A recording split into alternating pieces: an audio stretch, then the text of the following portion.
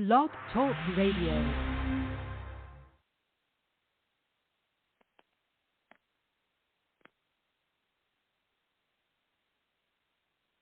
When the operation of the machine becomes so odious, makes you so sick and hooked that you can't take part. You can't even passively take part. And you've got to put your bodies upon the gears and upon the wheels, upon the levers, upon all the apparatus, and you've got to make it stop. And you've got to indicate to the people who run it, to the people who own it, that unless you're free, the machine will be prevented from working at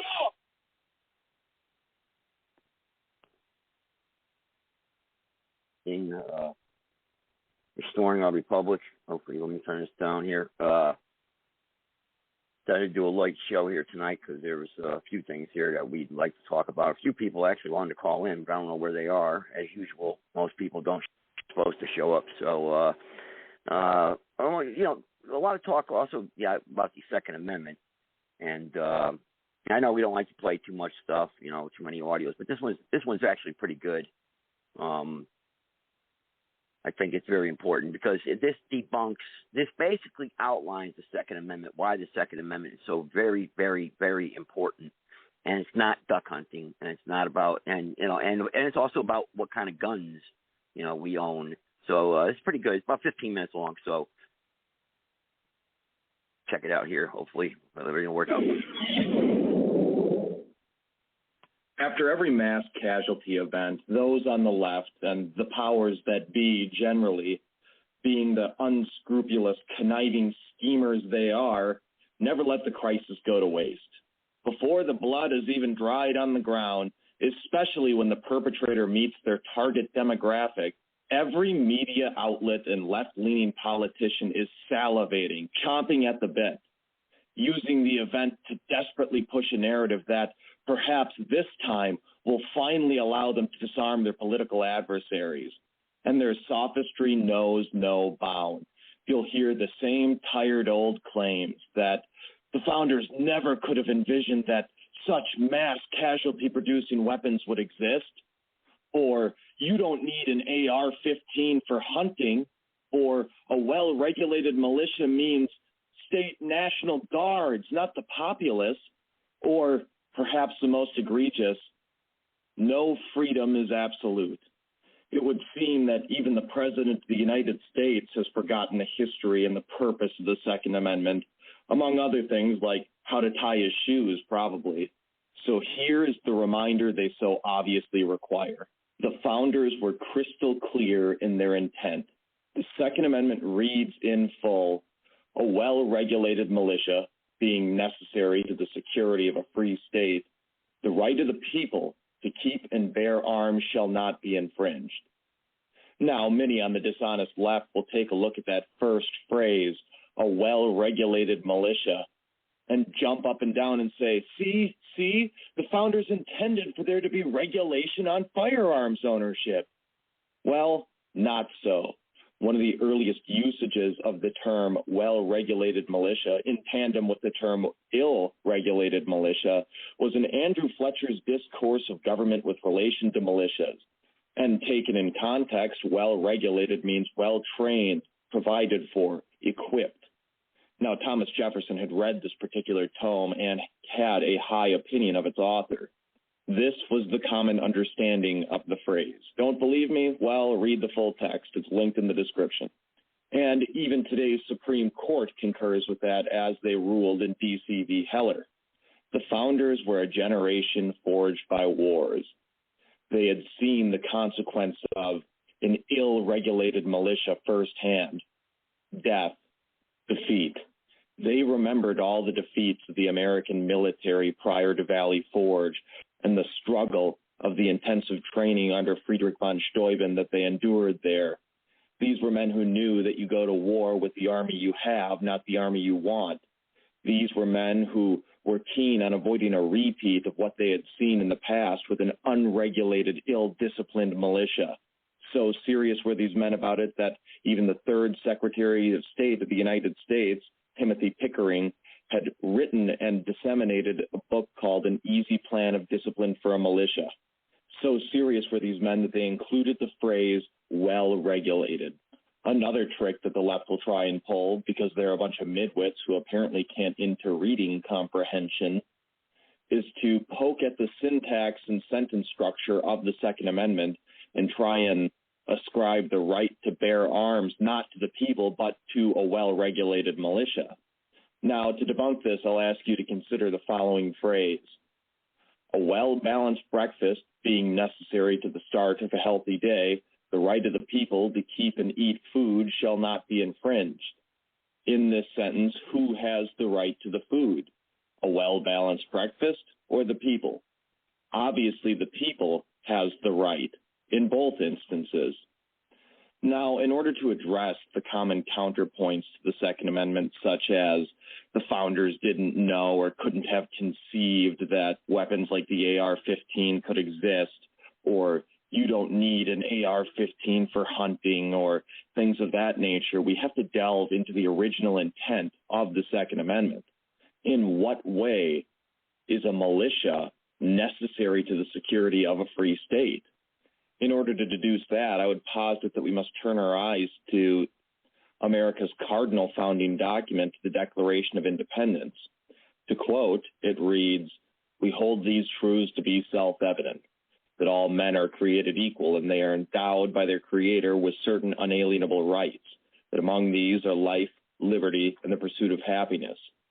To secure these rights, governments are instituted among men, deriving their just powers from the consent of the governed.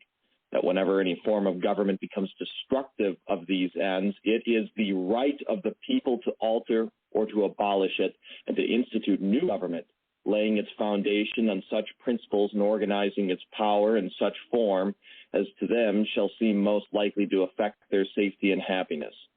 Prudence indeed will dictate that governments long established should not be changed for light and transient causes. And accordingly, all experience has shown that mankind are more disposed to suffer while evils are sufferable than to right themselves by abolishing the forms to which they are accustomed.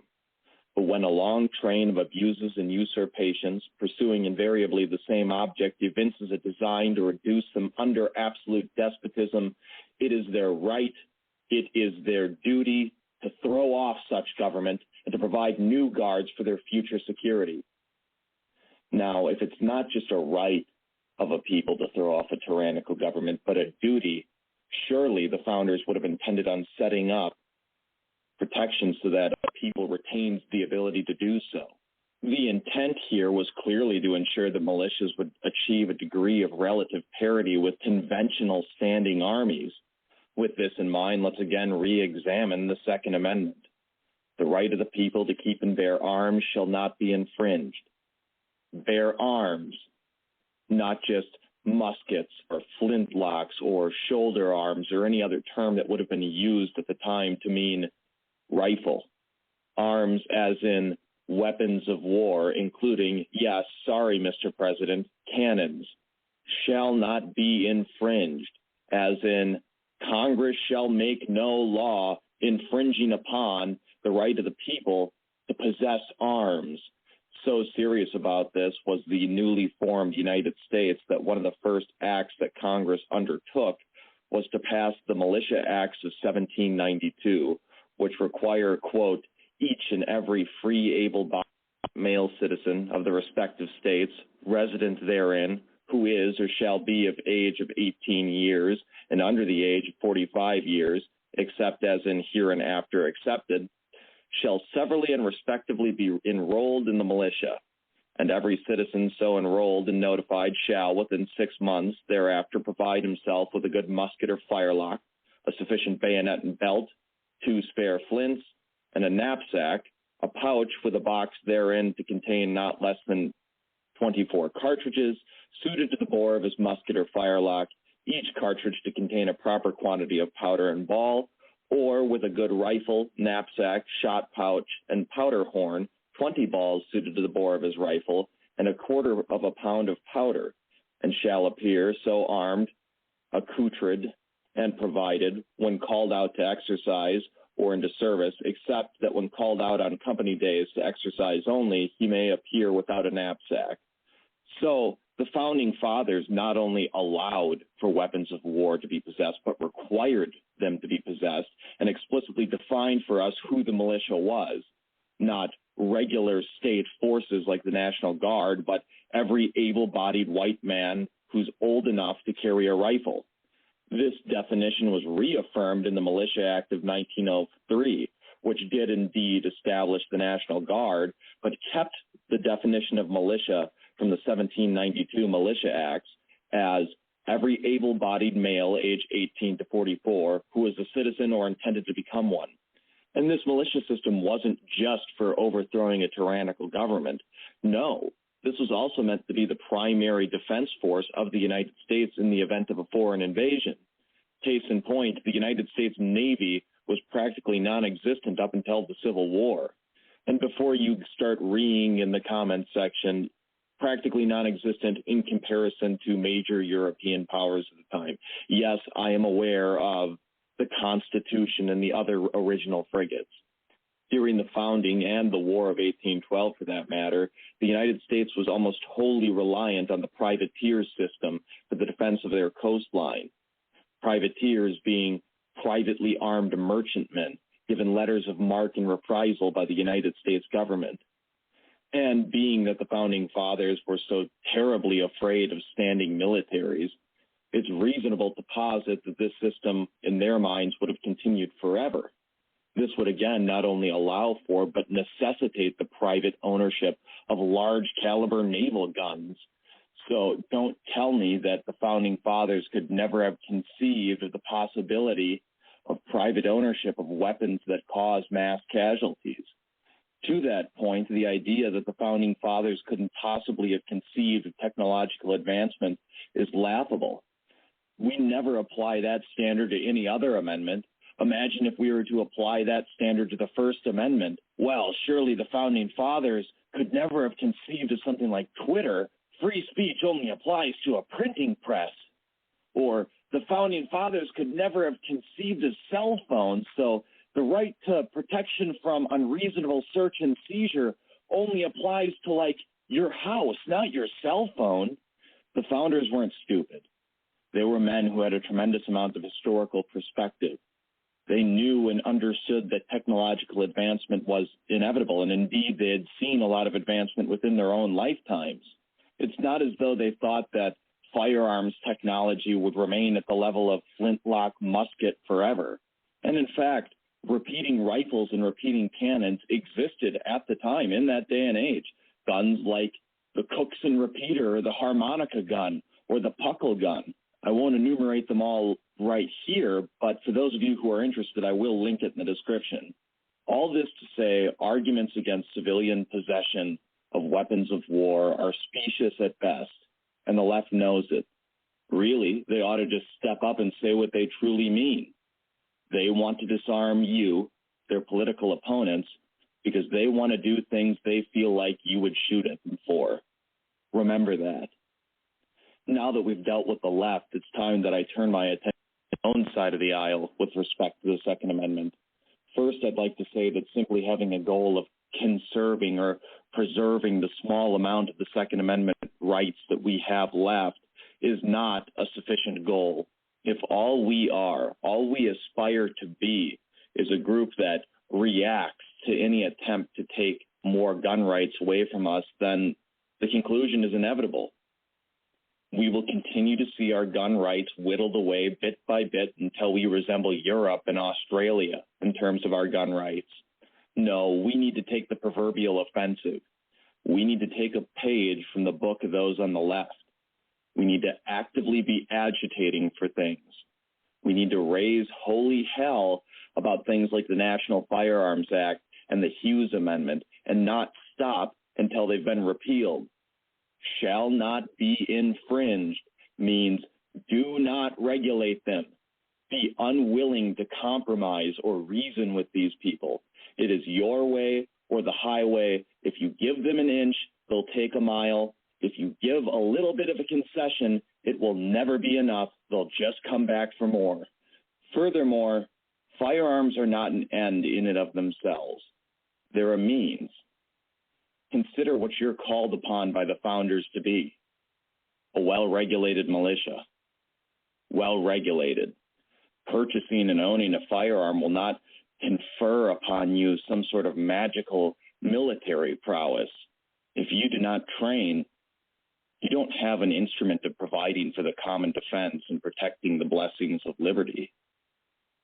You have a 7-pound paperweight, a very expensive one at that. Understand that even in the modern era, fighting is both an athletic and an academic endeavor. That old axiom of Thucydides still rings true. The society that separates its scholars from its warriors will have its thinking done by cowards and its fighting done by fools. So go, regulate yourselves. Yes, train and shoot often. Practice the fundamentals of good marksmanship, but there's more to it than that. Don't just own and understand how to use a rifle, but know how to maintain it and repair it and maintain a supply of replacement parts for it. Hone your body. It should go without saying that, yeah, you ought not be fat, so watch what you're eating. But practice rucking, practice running. Those two things are the key to most military movements. True, no man could know everything, but become proficient in skills which would be useful in conflict. Every man should own a radio and understand how to communicate properly with it. You should know how to navigate across land by dead reckoning with a compass, as well as be in possession of detailed maps of your local area. You should have some basic medical skills and medical supplies, practical marksmanship, not just bench shooting at 100 yards, but be able to hit a man-sized target and know your holds from 50 meters out to 300 meters and be able to do it from, at the very least, kneeling and prone, if not standing.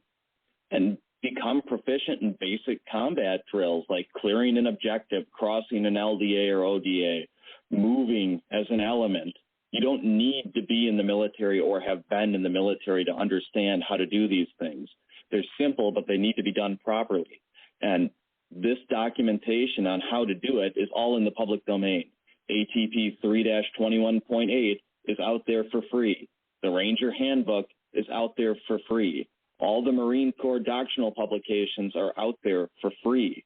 Download them, print them, buy them, save them. Whatever you have to do, just read them and understand them, not just on an academic level either. But it's not all just about the act of fighting. God willing, none of us will ever hear a shot fired in anger. It's also about forming strong communities, particularly strong communities of like-minded individuals. Firstly, we should all aspire to be as self-sufficient as possible. You don't want to be dependent on the government or our fragile supply chain and infrastructure, which would likely collapse or at least buckle under the weight of a protracted conflict. In this day and age, it's very difficult, if not entirely impossible, to be completely self-sufficient, but at least do your best to put another step or two between yourself and your family and starvation. If you're not already living in a rural environment, you need to get there ASAP. If possible, consider keeping livestock of some sort. Even many suburban municipalities, especially those not in an HOA, will actually allow for chickens in your backyard. Start a small garden or orchard on your property. Learn how to can and preserve your own food and store adequate supplies so that in the event of shortages like we saw with COVID-19, you won't be completely left in the cold, not just a backstock of food, but also everyday things you may not think about: matches, toilet paper, Kleenex, propane, so on and so forth. Have a plan for how to get access to clean drinking water. Have alternate sources of some sort to the power grid so you don't freeze to death in the winter or boil in the summer. Keep enough ammunition on hand. I can't tell you exactly how much is enough, but certainly more than you can carry, and consider reloading if at all possible. This isn't an exhaustive list, but it's just a few things you can do. This doesn't have to be a cringy, LARPy prepper thing either. I mean, at the very least, you stop eating goy slop and you learn a couple of cool skills. And become active in your local community as well. Don't be a mentally unhinged recluse who just browses 4chan all day. It also doesn't have to be some cringe fest militia populated mostly by feds. Like, just go join your local gun club or other hobby group. Like, whatever it is you do that interests you, I'm sure there's a local group for it.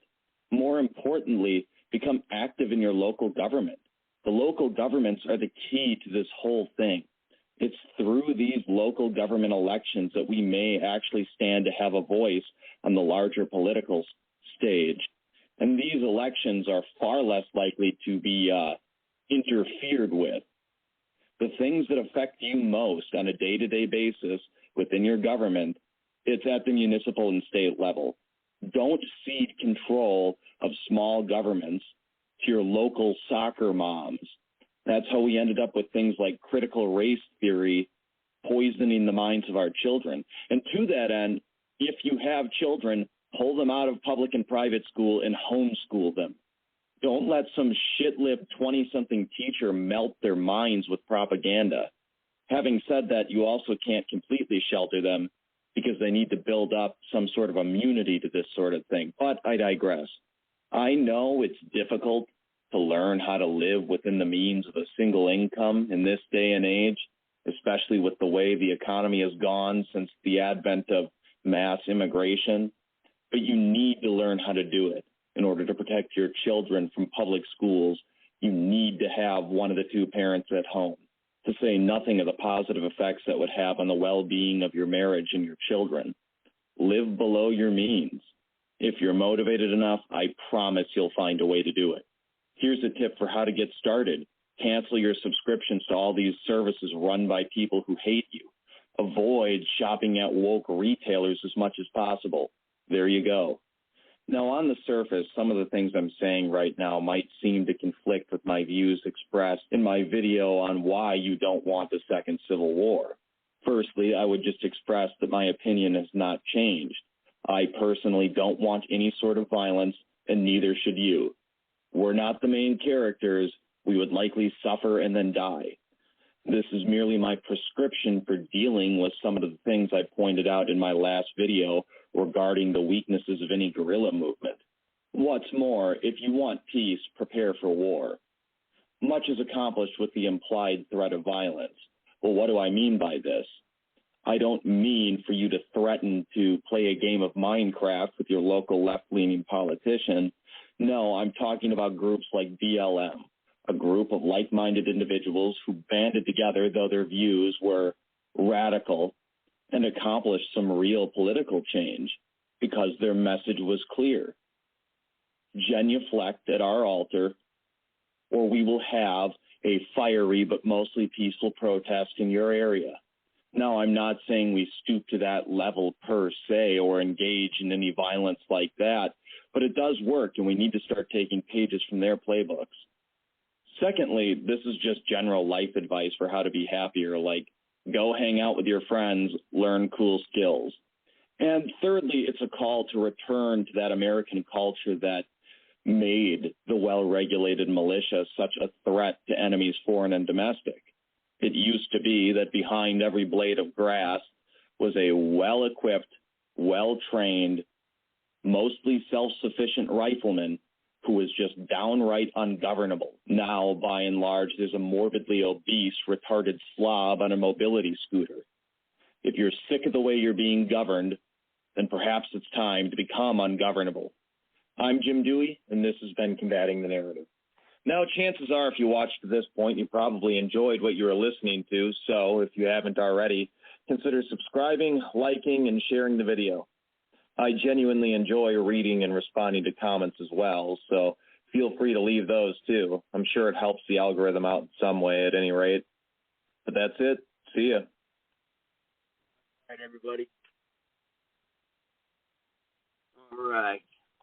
That's some food here. It's pretty good advice. I mean, down-to-earth advice, actually. Goes against the grain, I guess you could say, what is usually out there. I mean, I know most people right now are watching football,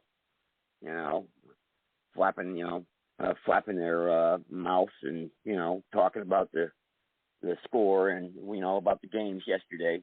That's what just think about it. Every single Sunday, 60,000 people go fill at least 12 to 15 stadiums across this country. 60,000 plus people can get together and jump up and down and get angry and want to kill each other. Get motivated to fight each other over some men in tights jumping around chasing a ball. How about that? How about that? I mean, look at it. Look at the insanity of it. Now, don't get me wrong. I like to watch sports every now and then. There's nothing wrong with a little bit of entertainment, but I'm not going to fight over a football game. I'm not going to fight over who threw an interception. I mean, come on. And then you got the baseball on, too. Isn't that on right now, I think? So the Yankees. I mean, it's all controlled by billions of dollars. When have you ever known billions of dollars not to be corrupted? When you're talking about all kinds of money and men getting together, and women now, don't you think there's going to be some level of persuasion or corruption? So do you think the games are not rigged? Come on. So you're spending your money on what some other guy has wanted and rigged? What a fool you are. You've got to be a jackass. And to spend $15 on a small Dixie cup of soda, I mean, you've got to be an idiot, a fool. And meanwhile, people are starving, and we have homeless people in this country. You should be ashamed of yourself, America. You should be literally ashamed of yourself. God blesses America? I don't think so. I don't think so. And you could justify it all you want because you went to church yesterday. Because it's not. God does not bless this country. This country is under a wicked curse. A curse that you're all going to pay for, including me. I'm going to have to pay because of you. Because it's disgusting. We are all disgusting people. We should literally be ashamed of ourselves for not being more involved. Last night I was on a podcast show. I put a challenge out there, someone just reminded me of it in the chat room there, about everyone going to a Wednesday Zoom call about election security. It wasn't sponsored by me, but it was sponsored by someone else who claims that they're going to have 1 million attendees, which I don't know how you're going to do on Zoom. But the point being is it's about election, and we're all complaining about the elections, and we're all talking about how corrupt it was. And here I am, I bring up a subject about election security and how people are going to tell you how to go and, monitor or get involved with elections so your vote counts. And not one person other than the host of the show said, okay, I'll go there or I'll check it out. They didn't even want the link, the email link.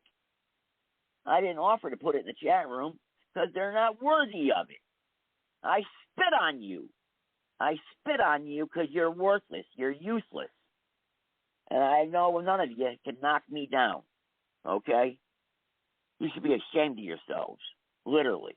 And I hope some of you are listening. I mean, it's just disgusting. I cannot believe it. We're a week away from supposed Armageddon, and people still don't care because they think their vote's going to change it all. You think Trump's going to save the world. Everyone's going to go back to sleep and lay down on their couches on, Wednesday night and say, oh, I'm so happy now. Trump's the president. We got good things. Listen, there is still a lot of work to do. There are many things that have to be corrected and done. Your local governments, for instance. We should all be getting involved in our local governments and politics. We should all be doing something.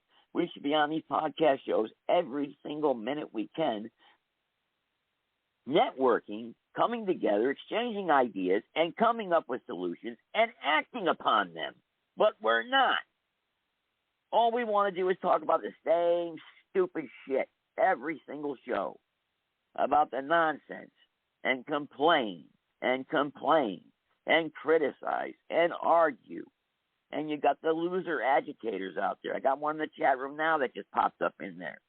Idiots that hide behind their keyboard because that's what the internet has created.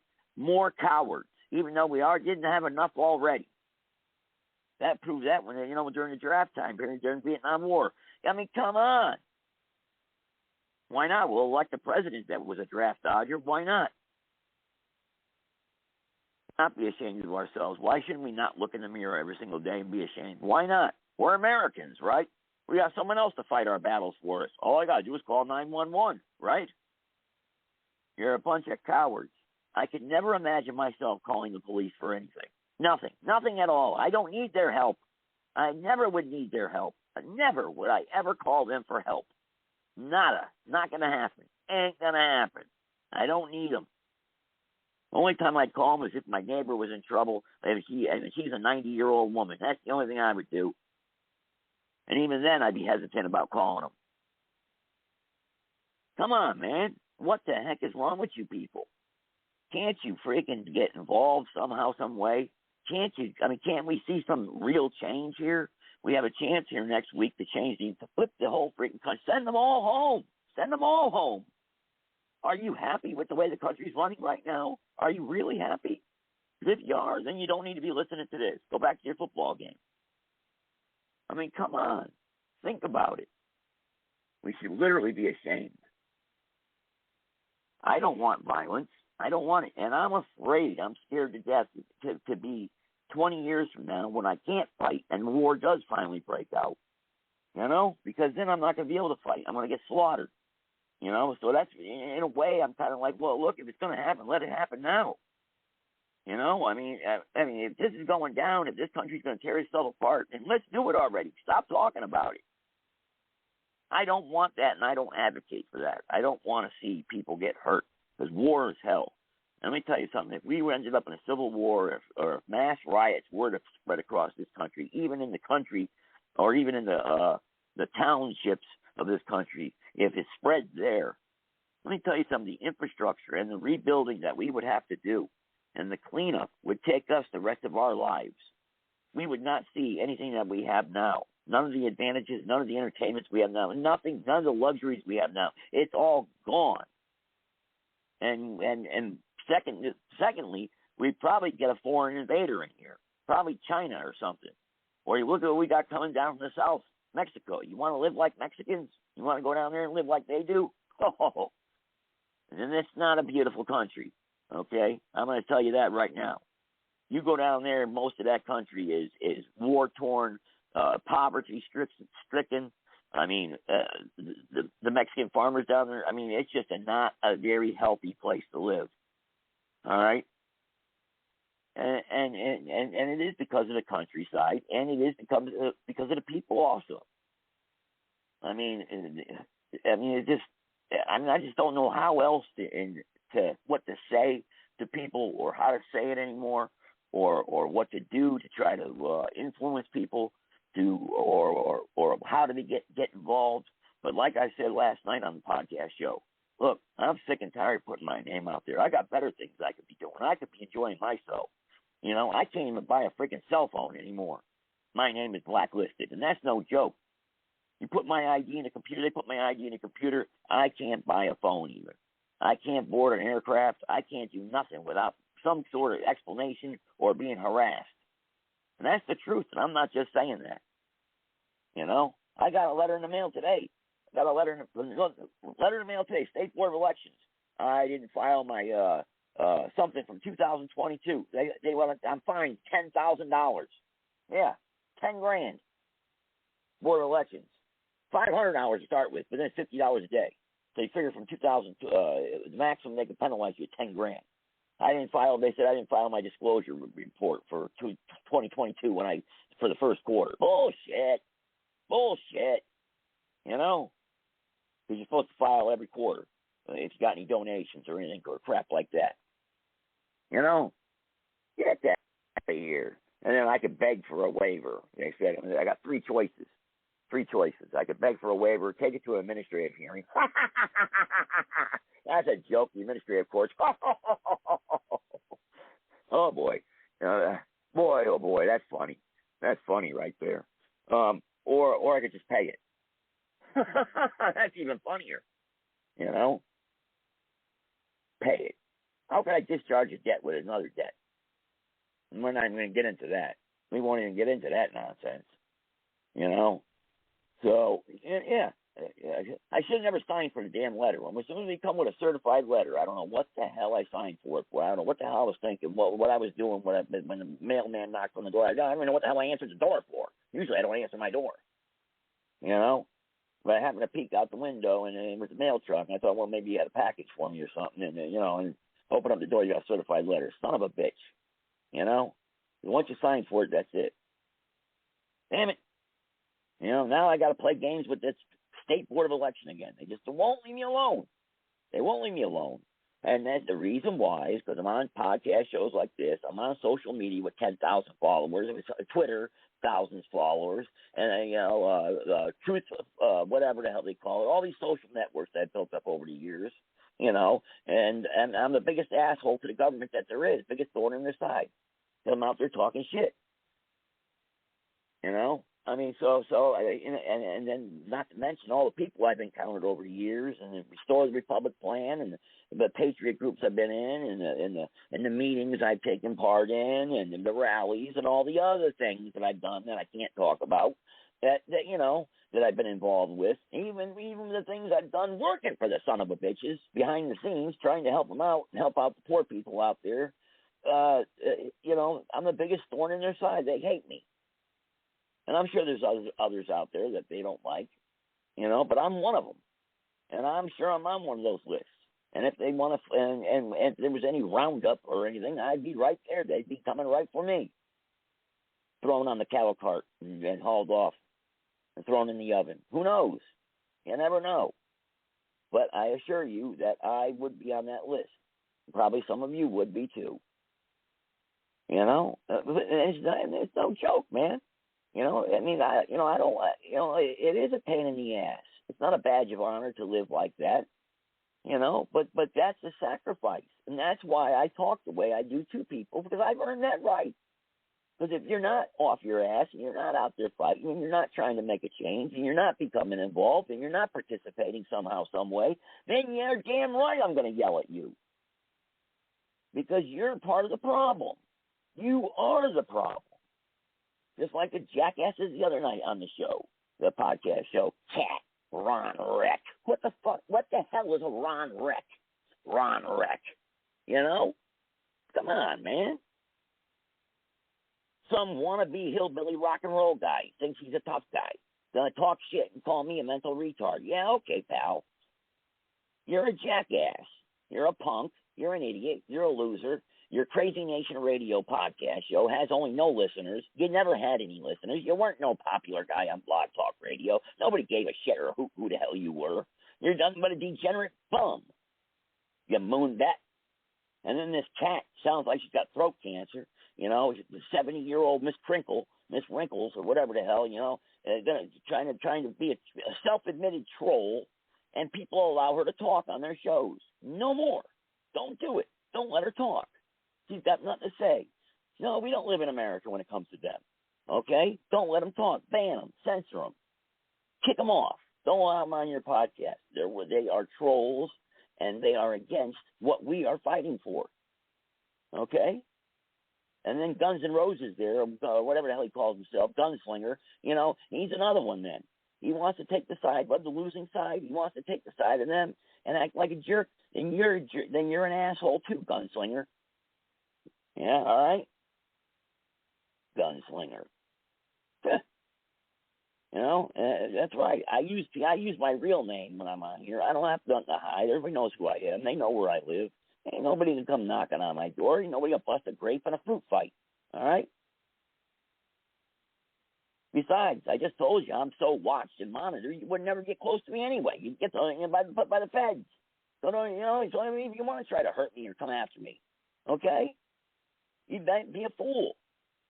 They'd intercept you before you even came. Don't you think they're listening to your cell phones? Their cell phone, everyone's cell phone is listened to.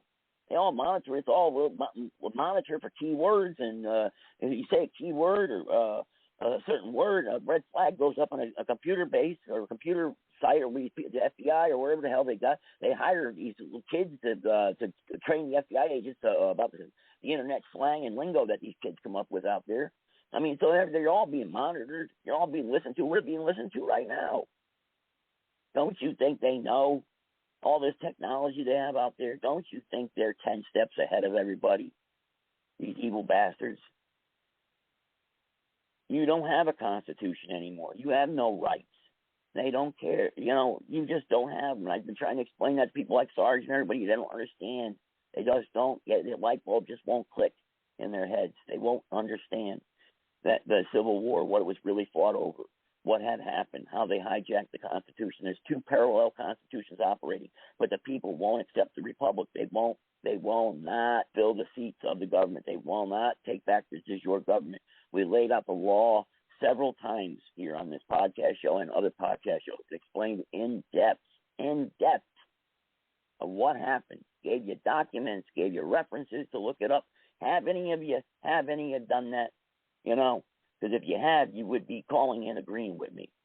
It's been hijacked, the Constitution. You don't have any constitutional rights anymore. You got to play by their codification rules. You got to play by their UCC law. And I don't want to hear any crap about flying on a ship or sailing on a ship or avalanche maritime crap, and that's sovereign bullshit, because that's a bunch of crap too. All right? You're not going to walk into a courtroom and say, I'm a sovereign citizen, you're a Jolly Rancher and this and that. You know, listen, you can walk into a courtroom, start playing that sovereign crap, you're going to get electrocuted, dragged downstairs, and thrown in a jail cell. That's no way to fight it. You're going to be labeled a kook. All right? You can't win that way. You're going to drive down the road. I'm traveling, sir. I'm going to pull out my fee schedule. The cop don't know what the hell you're talking about, and he don't care either. He doesn't have to care. Sir, step out of the car. I'm going to bust the window and drag you out of the car. That's it. And no, you're not going to get paid any money from a lawsuit for it either. Okay? That's 10 years from now, you'll find out dismissed, failure to state a claim. Okay? You're not going to win any money. There's nobody out there that's won any court cases on that crap. You're going to lose. You can't win by yourself.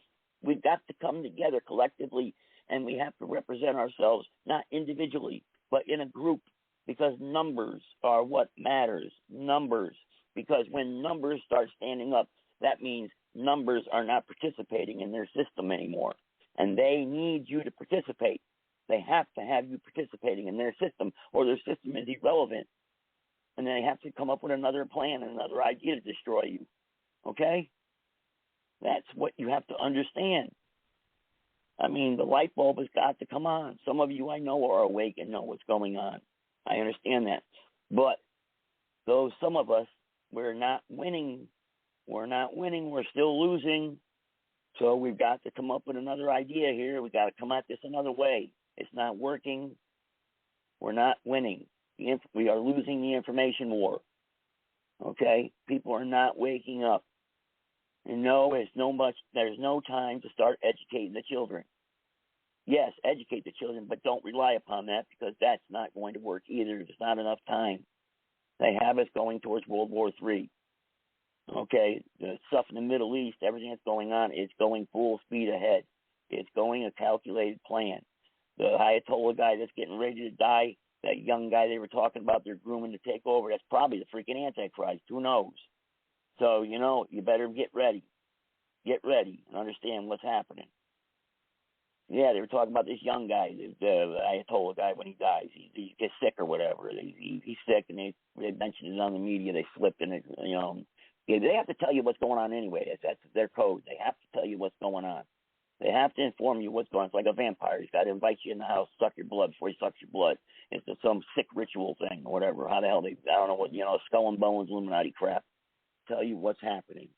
They tell us all what's happening before they do it. Many of us just don't see it.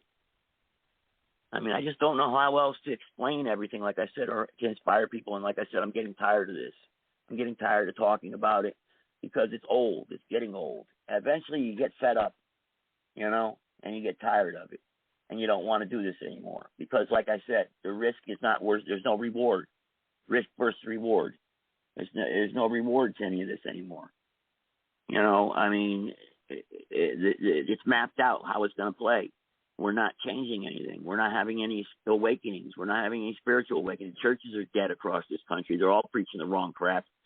They're all they are out for themselves. They're all wicked, most of these church pastors,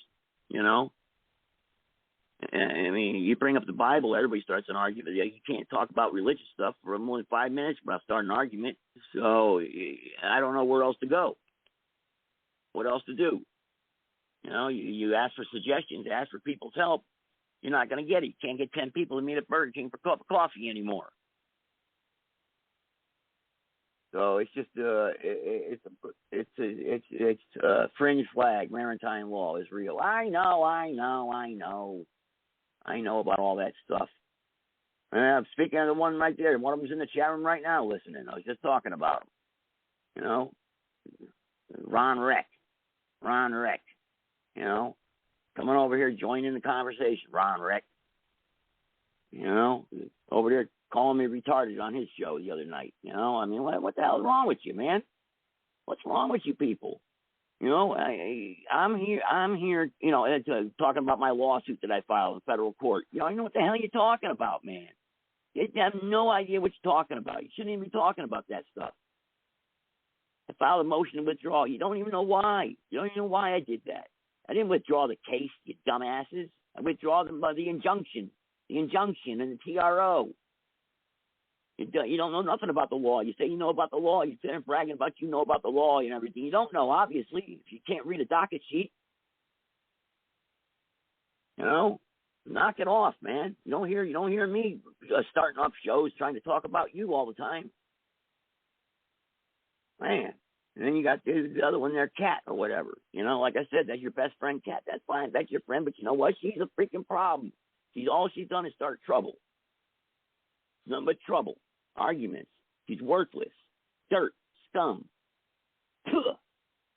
That's it.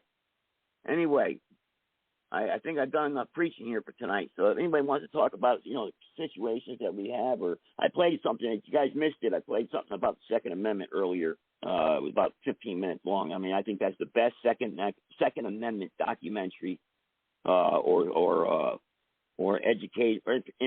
infomercial that's out there. I mean, I thought that was really good. I thought it was anyway.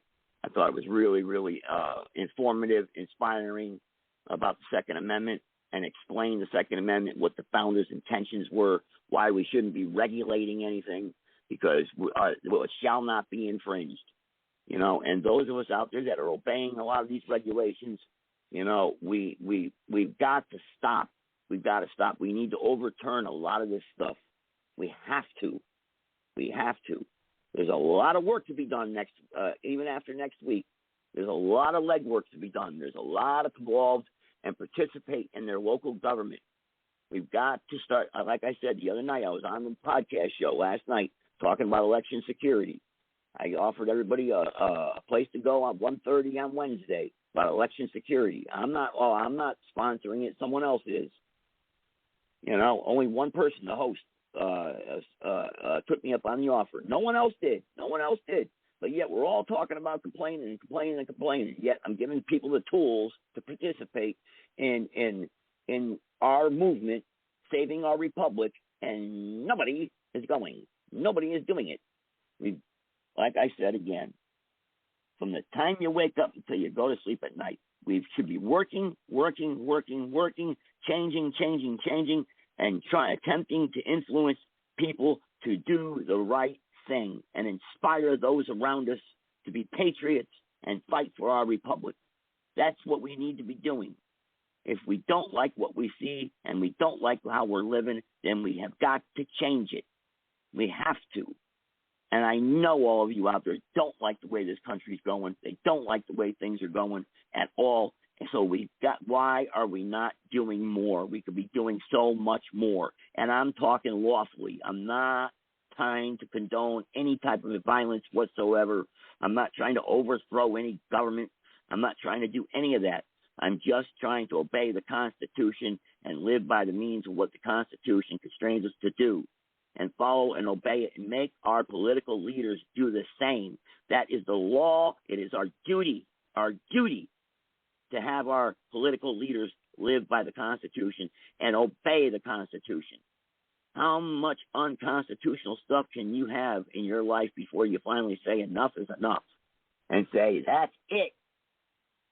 I'll take that first caller here. Put his hand up right away there. All right, go ahead, dear private caller. Hey, Joe, it's really good that you're saying all these things, particularly about election security. And in view of that fact, I got something for you that needs to be displayed widely, or at least informed about. I'm going to post it in the chat room. And it has to do with a guy named Joel Caldwell. Joel Caldwell is an activist. He's a political election. Well, he was in Georgia here. and he's an operative for community activism and political, meaning he's a leftist Democratic operative, let's put it that way. And he's got a multi-state organization that is involved in all these election shenanigans and whatnot. He's a chairman. I don't know. For Lorianne knows. Lorianne has that Zoom link. I can't read it right now, but it was a big email that I got. Well, it's a video. I forwarded it to her. And it's a video, and I'm posting a link to it right now. He admits in this thing how they stole the election in 2020, because he thinks he's talking to an ally, and it's really an undercover operative. And he even identifies, even though he couldn't name him, he even identifies one of the drivers that dropped off the illegal ballots that were harvested and that was shown in the 2020 movie. He even identifies him. He says he didn't know his name, but he says he's a union member with a very distinctive automobile. Now, they need to get this guy before somebody's official adjudicatory body under subpoena and ask him some questions under oath. What's going on with the ballots being blown up and on fire? I've been hearing that. What's going on with that crap? I don't know. I haven't looked into that one yet. I don't know, but that was just on the corporate news media earlier. Actually, a couple hours ago, they're investigating that something about the burning up where the ballots are. I don't know. I know there's got some big investigation going. Where's the video at, Sarge? I don't see no video on there. I've just got the link. I just got popped up the link. I just put the link in the chat room. It's in the chat room. Where's the video? You got to click. You click on the article, and it takes you to an X page. And I see it. It's posted on Steven Crowder, and it says "Caught on tape: Democratic operative details potentially illegal ballot harvesting schemes used to rig American elections. Appears to admit 2020 election fraud took place in Georgia." And it's about a 9-minute, 21-second video. I'm going to play it, all right? Now, the audio is not very good. That's why you need to read it, because the audio is background noise in a restaurant. Let me hear the audio. And if you look at the subtitles, you can tell clearly what he's saying. It might not pick it up playing over there, but go ahead and give it a shot. Let me see if I got the audio. Let me see if I can get it. Yeah, you guys won't be able to hear that. What you should do is play it and read. No, Joe, what you should do is play it and read the subtitles, because the subtitles detail what he's saying. You look at the bottom of the screen, you'll see the subtitles, so you can play it and just read the subtitles. And that way people will know what this guy is saying. Counting of ballots at the dome, the guy says, well, it'd be kind of hard for me to translate it, but I could read the article. Well, I can do it for you if you want me to. Yeah, go ahead. Yeah, if you could do it clearly, without, because it's slower for me, because with doing the studio thing and everything. If you want to do it real quick, go ahead. It's not that long. Okay, hold on. Let me bring it up, and let me turn my speakers up. This is the most important part of our republic, our elections. People don't understand that. This is the most serious part of our republic. You know? It really is. Okay, now I'm going to play it, and I'm gonna read it. I'm gonna read along with it as it goes. This is what the guy is saying. Here you go. All right, go ahead. Okay, hold on a minute. Coming up the ballots of the dome. The counting of the ballots at the dome. That's the first part. And remember, Rudy Freeman and Shay Moss are taking all of Rudy Giuliani's property over this crap. Let's not forget that. Really? They're able to take all of his property. Got a judge give him a $154 million settlement. And I got another video that was taken in an interview by the Fulton County Sheriff where they admit to the wrongdoing. They all but admit to it. They were doing illegal stuff, and they said that they know it was all fraud and they need an attorney. This is before the Democrats got to him and told him to dummy up. We're going to cover up everything for you. Yeah, this is crazy. Anyway, it's crazy, man. Crazy. Well, anyway, here let me start the thing. I'll go with remember, there's a guy himself, the subject, he's speaking, and there's questions from the interviewer. So I'm just shift back and forth between the two people. Okay? Here is the subject and not the question. The subject starts off with this. Like the whole thing with the dome, State Farm Arena, that was the big thing there. It was counting of the ballots of the dome. They was all counting the ballots. It was told that there was a leak on the opposite side of the dome.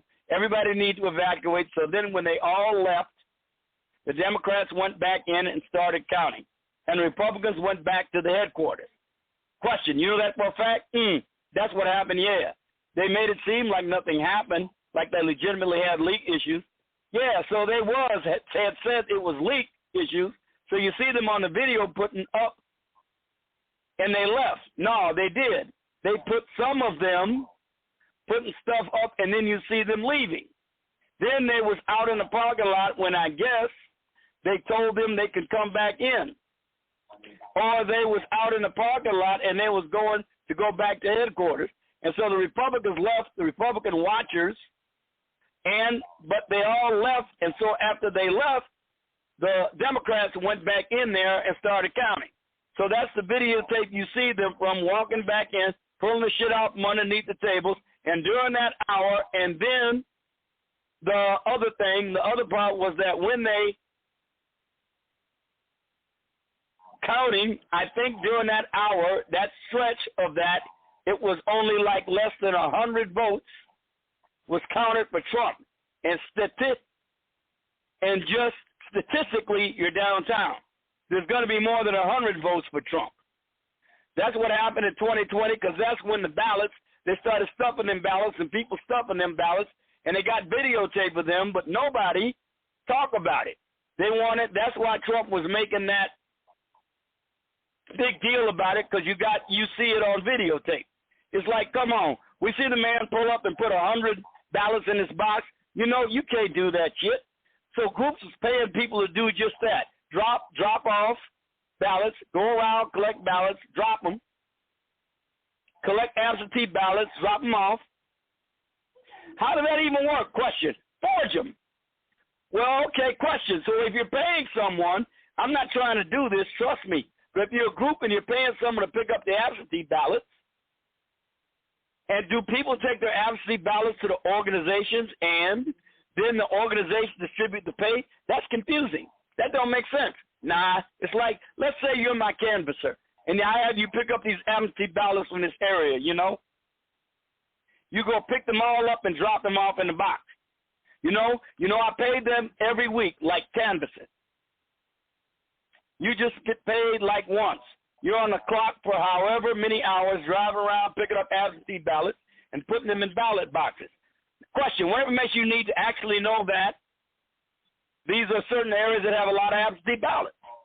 Oh, I mean, if that's the case, you would just have to have, either have the region, like some folks reaching out to folks beforehand, so it's passing them out to the people and then coming back and getting them all, going down to a senior house. Yeah. Give everybody a ballot and then come back in. You collect all the ballots and you turn them in for them. Then you take the ballots and drop them off. And the question, the groups will have whatever the canvas is going in, they go pick them up and take them straight to the arena. You can't do that. That's illegal. It's fraud. So think about it like this. If you're going to steal an election, let's say Georgia, because it's the perfect example.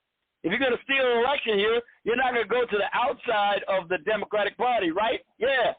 They're not going to go to outside of Atlanta or outside of Metro Atlanta and change numbers in Republican counties, right? Because that's just that shit would just be too obvious. You change the numbers in your own county, you're going to fluctuate these numbers because it'll look just the same. Question, it makes more sense to do in Atlanta. It just hides it better. Answer. So if somebody is coming behind you and saying, well, you know, you've been stealing votes. The first place they're going to look is in the outlying counties where it's red. Don't change those numbers, right? Because then if you flip that county, there's always been red to blue, which will raise that flag. And you come here to the city where it's already 1.5 million voters, and then you just increase the numbers you're already in places that you want. So if you're going to inflate the numbers that you already have versus trying to go a red area and inflating those numbers, because that would just obviously be wild. Question, so you need to start doing it 4 years in advance. Yeah, if you're trying to steal an election, right. Yeah, because if you got to get a lot of, it makes sense because after 2016, you got to pay a lot of people. You got to pay a lot of people getting in pockets. You know, a lot of people that you got to get a position, you got to get, everybody out to get a piece somewhere. Everybody got to get paid. Undercover judges, how? Canvassers, ballot counters, people have been running the drop boxes, the election officials, You know, all of that will go on somebody's payroll, you know, or a kickback or something somewhere. Now, in the movie, they didn't. In the documentary, they never. Now he's talking about 2,000 Mules. You got to listen to this. Remember, they talked about this in 2,000 Mules. Listen to what he says in regard to that. In the documentary, they never said what groups. They just said investigation was being launched into nonprofit in a different state. So they never mentioned it. They didn't name the organizations. But there's all this. So I was just always been waiting on that shit to drop because I was like, well, they're going to do investigations. And they got the evidence because they were showing that in the documentary, the closed-circuit TVs and people pulling up. I told somebody when I got to the office because one of the cars in which the video I recognized because they always at the building. Who was it? Oh, I don't know. But he was a union member or something, probably. That was like when I first started. They just had one of them weird cars that stood out. That I was like, I know who that what was. Yeah, like it's rare. That's when you was up there all the time, though? Yeah, that's when I first started. So I didn't know whose car that really was. But, no, after I told them that, I never saw the car again. Question, that's crazy, dude. That's so crazy. I'm telling you the truth. Man, when I see it, you know, I was like, when somebody sent me, that better not be him. No, oh, hell no. I was like, no, but no. Yeah, I knew they was. I mean, I knew they were doing stuff like that, though, because that's how they do it. That's how they got. One of the mayors was dropping ballots in the boxes and stuff. Normally around here in Metro Atlanta for the mayor's race in Atlanta, what they normally do is this is how they do it. You know, when you're trying to steal a race, you know, you're not trying to like you got Republican districts and Democrat districts. You're trying to get the Democrat right elected. What they do is they don't go to the Republican. Waiter interrupts. How do you know they're going to do it again in 2024, though? What, get all they harvest ballot in and shit? Yeah. That's why the Republicans are always trying to fight the ballot. You know, that's all because the argument of the whole thing is because Republicans, they're the ones who put out that kind of stuff, so they want to do like ID, voters ID and stuff. Democrats are, you know, fight voter ID laws. You know, so it's that two-sided thing. That's what they're fighting over. Republicans are trying to say, like, hey, look, we got the proof of this shit.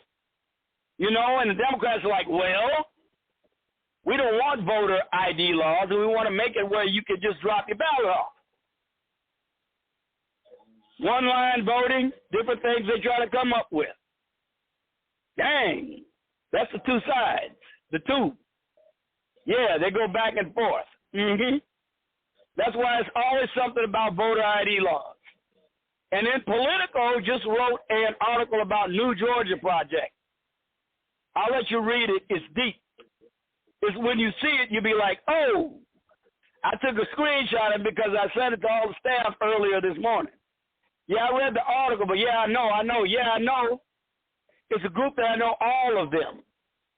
So when shit happen like that, I just be like, okay, and keep pushing.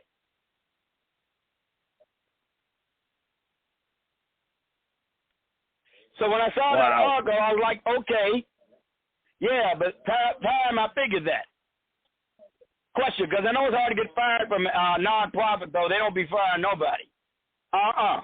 Like, you got to be doing something real strange to be fired.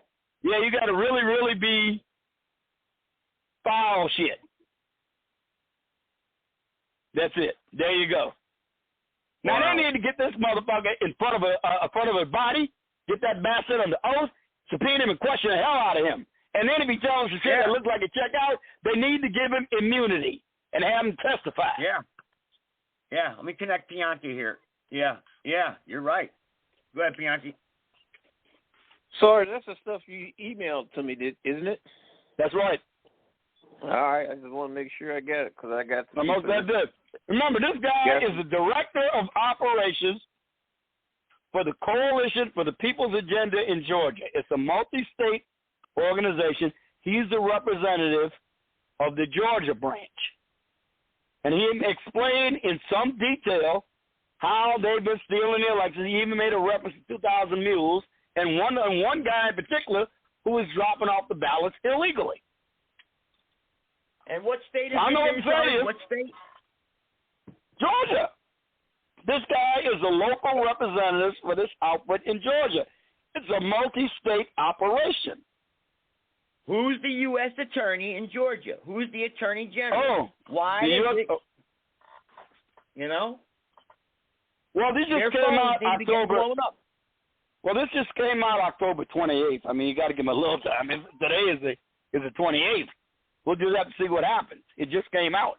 I mean, they got to do an investigation. I would hope. Well, Sarge, if it's already on Twitter, they need to. I mean, they should. First thing, as soon as their offices open up tomorrow morning, their phones need to be lit up. Who is this guy? Where does this guy live? They should be showing up at his house with a subpoena. You're right. All this needs to be verified. You're damn right it does. And they need to find out stuff. Somebody saw this guy has an official title. He's going into great specificity. He didn't know he was being recorded. So, like I said, I think all of this merits investigation. Now, look, you got to investigate. See, who knows? Maybe he's blowing. Maybe he's a blowhard. Who knows? But you cannot disregard it. Oh, you can't. No, you can't. And he didn't know he was being recorded, so you know he's not put. You know this is an acting job. You know. No. He's the official now. We know that's the guy. You can see his face clearly. You could go to the website of this outfit, and you can see he's the chairman.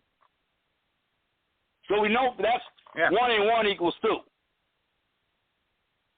Yeah. You know, and this is what I'm talking about. Instead, everybody's fighting with each other, calling each other names on all these podcast shows. You know, instead we should be doing, nonsense. It's all a bunch of crap.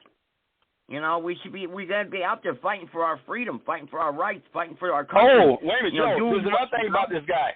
There's another thing about this guy that's very interesting. According to his LinkedIn page, I'm talking about Joel Caldwell, the guy on the video. According to his LinkedIn page, he's also a communications specialist for the Georgia AFL-CIO. Did you hear what I just said? Yeah. He's a communications specialist for the Georgia AFL-CIO. CIO? What the heck is CIO? American Federation of Labor. What is that? I forget what the CIO stands for. Congress of Industrial. Congress of Industrial Organization. Yeah, hell, right. Georgia is a Robert put in the chat room. He said they got a Trump rally in Albuquerque on Thursday. So he says he can put in a request. Yeah, put a request to be part of the media. Yeah, you can do that. Yep, I did that one time. I did that back in 2015. Yep, that's a good idea. That might approve you. Yep, that's a good idea. You'll get right back there. You'll be able to talk to him for a few minutes, actually, Trump. You'll get right up next to him. So, yeah, if you request for the meeting, yeah. And I see Florida's on the line here. Robert, Robert, you need to study this video, get up on it, find out all you can about Joel Caldwell, and bring it to the attention of the Trump campaign. Yeah, give it to one of the Secret Service members, That's what they wouldn't have a response. I mean, I think that would have to go to a staffer. Someone on the staff really needs to look into this. Well, you give it to the Secret Service. What's the Secret Service going to do? They can't investigate it. Yeah, give it to the staff. Oh, that's what I meant. I mean, whatever way you got to get it to the staff, get it to the staff. Yeah. So anyway, I see Florida on the line there.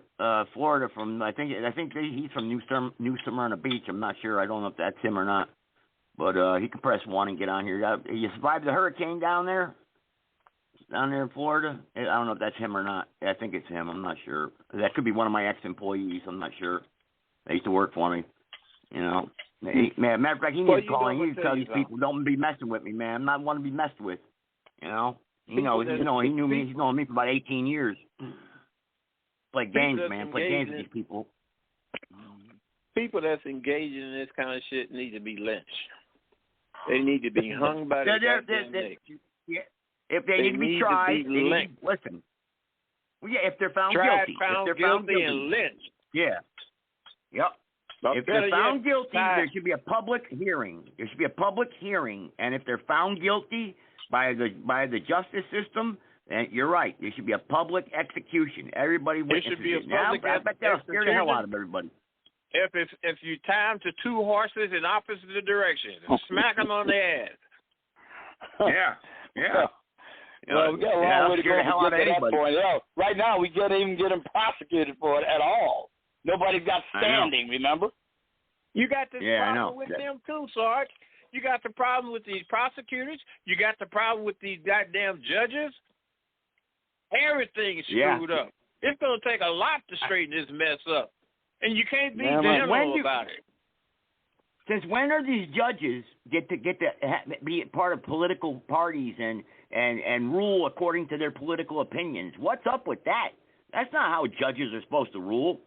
You know, I mean, they're supposed to only be there to decide, not to make decisions. They're there to make. They're only supposed to keep the court, the court operating. That's it. They're not supposed to be making rulings on the case like that. That's up to the jury. Well, tell me something. Now, even when a properly adjudicated jury finds a person guilty beyond a reasonable doubt and sentences them to whatever the law can sentence them to, if we discover evidence of their innocence, that is always the basis for appeal, is it not? Well, why would somebody tell me why a goddamn deadline is more important, sticking to a deadline on certifying the results of election is more important than investigating reasonable cause to believe that there was fraud that influenced the outcome of the election? How can that be? But that's what this judge, Robert McBurney, said here in Georgia. Well, I'm going to email Bianchi that Sarge. I don't know if I got your email or not, Sarge. I don't think I do, but I got Bianchi's email. I'm going to email him the email on election security. It's supposed to be a big thing on Wednesday where we're supposed to be 1 million people supposed to be attending or something. I'm not sure. I don't know how they pull that off on Zoom, but they got some big meeting or whatever on election security. So it's supposed to be some big thing. So at 1:30 on Wednesday. Well, I hate to say it, but I think that whatever fraud is in the works at this late date is more likely than not able to be successfully implemented unless you have diligent observers able to catch it on the spot. If you don't, they say 80% early voting. They say 80% are going to be early voting. 80%. If it's a late date and you mess around and elect somebody that wasn't eligible, their ass has got to go out in the trash. She's not even eligible. With Obama. I know. We got nowhere she's not even eligible. We were thinking everything we could do to get that issue before somebody. We never could. Well, look, I got a certified letter in the mail. Listen to this. I got a certified letter in the mail today. State Board of Elections screwing with me, saying that I owe $10,000 now. Because I didn't file my disclosure report for 2022. 2022! Tell me somebody's not looking at my records. You know? Is this a fine? Is this a fine? I got fined. Yeah, fine, Man. Oh, man. $10,000. Well, it's $500, but $50 a day. You know, so you figure $50 a day since 2022. The max they can penalize me is $10,000, so I'm pretty sure it's up to around $10,000. This the first notice you've gotten of this? Yeah. Well, how are they going to get you in abeyance for stuff and they hadn't even notified that yet? Do they have a record of all the time they attempt to notify you? I know it. Well, they're after me. They're crawling through my records. So she must have got served with that lawsuit or something. I don't know.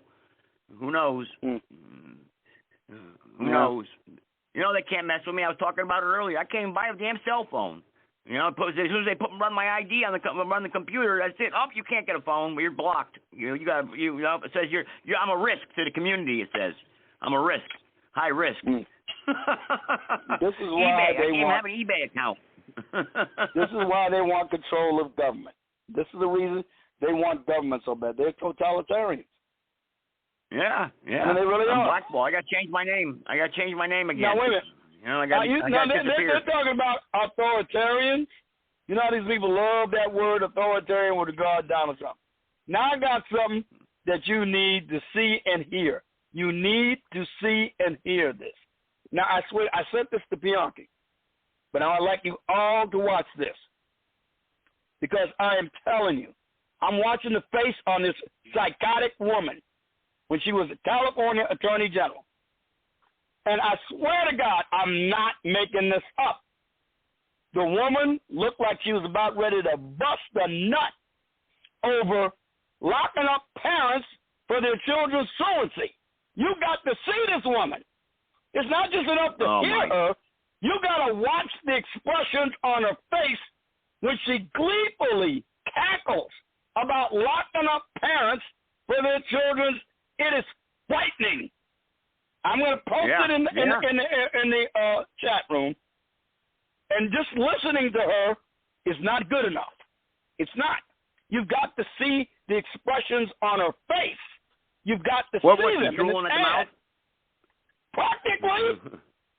I'm telling you, man. She looks like she's ready to bust a nut. She was laughing and cackling about the. I just posted it. Watch this ad. I just posted it. We got the Republicans doing the same thing because I got a letter from the prosecutor here about my son missing too much school. You know, you can get arrested. He's threatening me. Okay, if he misses any more school. Well, look, they got truancy laws, but this woman arrested a woman whose child was in the hospital, got her prosecuted, successfully convicted, and sent her to jail for 6 months. 6 months? 6 months? You heard me. Watch the video. Oh my goodness! Look, we got truancy laws. The truancy laws are on the book. Okay, if it's obvious somebody's willfully keeping a child out of school, that's one thing. She is locking up people because she said in an interview she wants the money. California's losing $1.1 billion a year because of truancy, and she says you got to watch the ad. You got to listen to this crazy woman. And this woman is the ultimate in authoritarianism. The point I'm trying to make is what they're accusing Donald Trump of, she is a personification, an embodiment of. But look at this video. Look at this ad. We can't get around it. We're not going to get around it because, look, we could do this all night long. You go to Liberal Dan's show right now and listen to those whack jobs over there talk. You know, they're just completely, they're off the hook. They're nuts. Well, I mean, they ain't got no receipts like we got. They ain't got receipts like we got. We got the woman in her own words gloating over locking up parents for truancy. And how she's going to send homicide. Wait a minute. At one point in the conference, she says she's going to take her toughest homicide investigators over to them to frighten them. She sounds like some kind of SS Obergruppenführer. I mean, you got to watch this video, man. Yeah. Well, what's this? He asked for it. What's this guy talking about in the chat room? Someone else said he is a tard. He asked for it. Who are you talking to? Ron Rick? Ron Rick. What the heck's a Ron Rick anyway? What's a Ron Rick? I don't know, but I'm just saying, man. Look, we got receipts for everybody. But these are the people that are allowed. These are the people that are responsible for this stuff. People like that. Well, we know we have in our country today. We know we have adversaries. We have to defeat them. That's all there is to it. They don't like us. We don't like them. They don't like what we say. They don't like what we believe. It is a conflict. We are in conflict with them. We are an adversarial procedure. We have to defeat them, or if they defeat us, we will lose our liberty. It's just that simple. Because who's going to win? That's all. If they win, we're done. If we win, we get our liberty back. Let's just reconcile ourselves to the fact we're disliked. That's fine with me. I don't mind being disliked in a righteous cause. Yeah, that's. I understand that, but we have to. Yeah, but I don't have all the answers. You don't have all the answers, and nobody here does. But we have to come up with solutions that are going to work, that are lawful, and we have to work within the confines of the law. To defeat stupid. How do you defeat stupid in this country? But Joe, you've already been talking about it. I'm going to tell you how we can beat these people back. We have to create a parallel society. You know what I mean when I say a parallel society? Well, because the left's got the grip. Wait a minute. The left's got the grip on institutions like media, education, and the bureaucracy. It's hard to defeat these things in a head-on attack. But we got a constitutional form of government. It makes other alternatives possible. It's already started. You got red states that people are flooding to. Now, why are they leaving California and New York for places like Florida and Texas? Simple. They can see an alternative to the insanity they're enmeshed in by continuing to live in those states. So, here's what you do. You create a parallel society that becomes a preferred society. As more and more people vote with their feet, the leftists and these progressives will be abandoned at the side of the road. Now, a lot of them now are going to choose personal survival over the craziness they create, and they're going to reluctantly follow suit. Now, the danger is coming from them blue states, they're going to bring their crap with them. So, if they try to impose it in their new homes, you got to confront them with one question. Didn't you move here to get away from all that shit? So, look, we got to create a parallel society that is superior to the ones you're in. And that's not hard to do when you got people out there, because of these policies, are living in crime-ridden areas where criminals are literally not afraid to ply their trade in the open, where you got homeless junkies shuffling around the street and piles of crap in tent-filled houses in some of the most beautiful cities once upon a time in the planet. It should not be that hard. Yeah. And if you bring that up to them, you tell them it's all the liberal cities are like this. All the cities around the country are controlled by liberals. Oh, no, it's because of Republican policies, they'll say. You know, they always got to, then they'll start calling you names and then block you or kick you off the show, you know? Yeah, it's always some dumbasses. But look, Joe Sarge, I got work to do. I gotta get going. Okay, that's fine. All right. I'm gonna tell you though. So I can hit these people when they wake up tomorrow. All right, man. Stay safe. Thanks for the word. But look, I'm gonna tell you something though, Joe. Did you see that video of that crazy woman at a pro-life rally? I think the father was pro-life. He had his kid in a stroller with him, and this crazy woman comes up to the baby and starts screaming at the baby. I guess for being alive and not being aborted or something. It's literal insanity. Man. The father comes up and picks his child up away from her. And there's a black woman who looks like she's a pro-abortion, but even she was so appalled by the behavior of this crazy young white woman, she had to kind of push her away, shake her head, say, no, we don't do that. We don't yell at babies. Insane. It illustrates the degree of insanity on the left. They're demented lunatics. Yeah. As they prepare this evil shit. Yeah. I mean, I'll tell you one thing. If they should be yelling at me, if she'd been yelling in my baby's face, she'd have got a left hook right in the middle of her goddamn face. I mean, immediately. I know. But you go to jail. You go to jail. And you arrest her for aggravated assault on my child because of the age differential. You committed aggravated assault on my child's face. So that's why I was protecting my child from an aggravated assault. Now go ahead and arrest me. Yeah, I know. Well, they will, and you would go to jail, and you'd probably get some time. Well, that's fine. I've gone to jail before.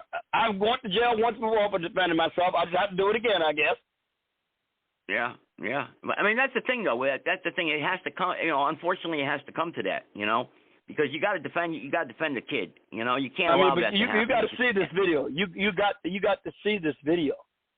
You got to see this video of this woman. Just going crazy and yelling at this baby in a stroller. I'll put it in the chat room so you can see it and judge it for yourself. Listen. I've seen them all. A copy of it. I've seen them all. So you haven't seen this one. I've seen them all. I don't think you've seen this one. You haven't seen anything like this. Yeah, right now when the guy's preaching. In the chat room. I seen when the guy was preaching. No, he was an adult. He was an adult. This is a 2-year-old child this crazy bitch was yelling at. Look, I just put it in right there. Unhinged combo supporter screams at toddler in a stroller.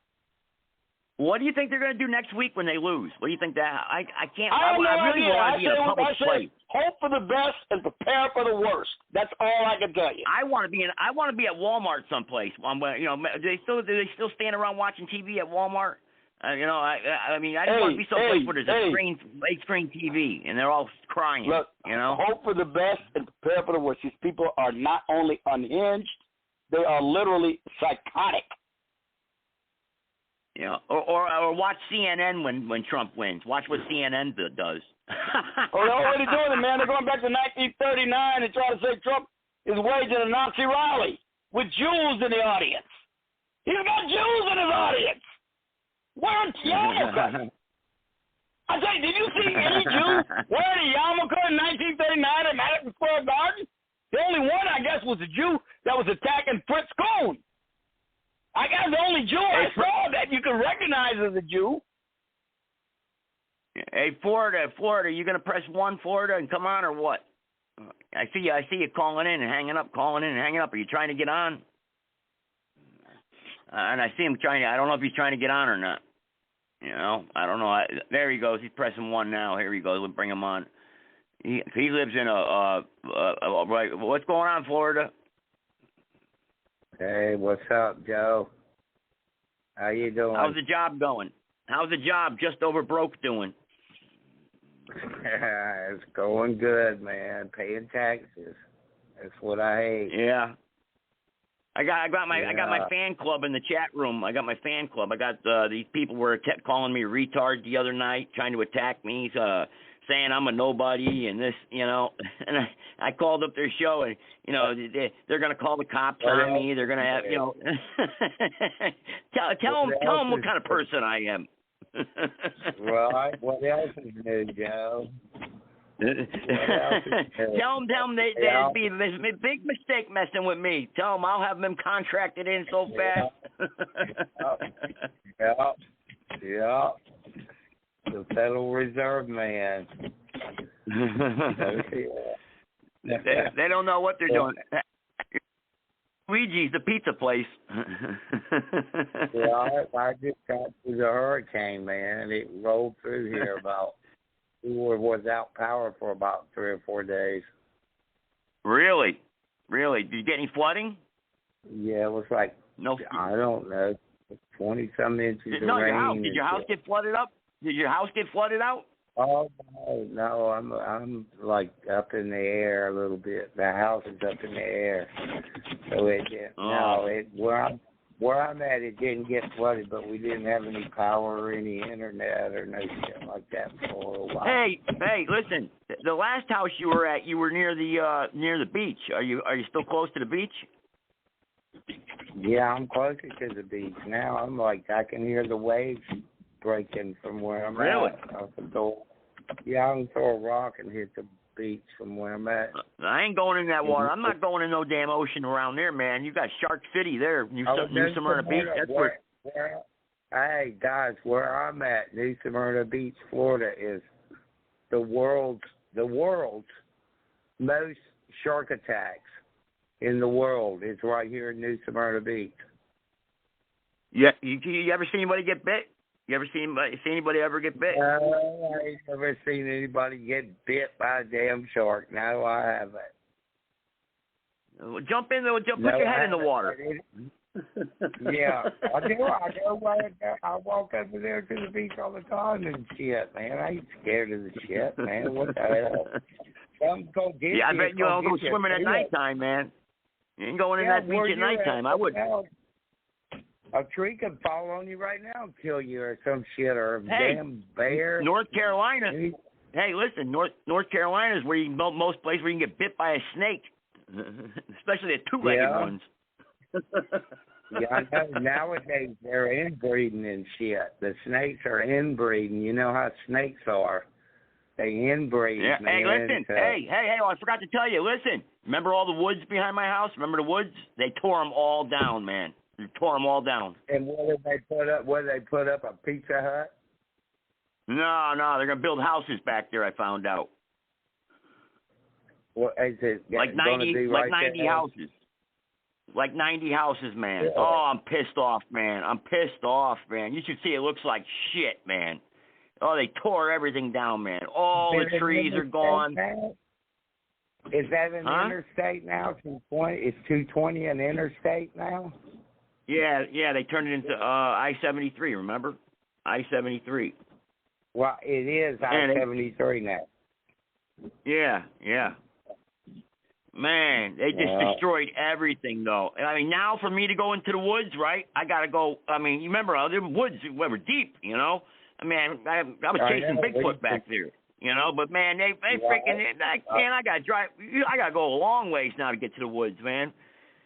I got no training ground, no training. It wasn't as much woods as my dad's place over there in Reedville, right? No, well, they're connected to that. They're like, you can connect to that. You got to go up to a lot of people don't know what I'm talking about, but you go up to 220 there. My woods went all the way up past the Huddle House, and if you went around, there was a field there, and that would connect to Ironworks Road, you know? And I mean, I'm talking about, it went for miles and miles and miles, you know? They're tearing them up everywhere. The whole freaking county, man. The whole county is ripping down all the woods, man. It's disgusting. It's terrible. I grew up on Murphy Road, right by there. Yeah. But my dad, he had all those woods back there.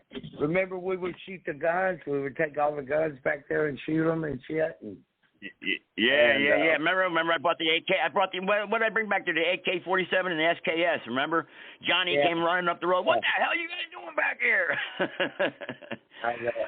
He couldn't do nothing about it. Hey, but remember the time we were back there in a damn what was it?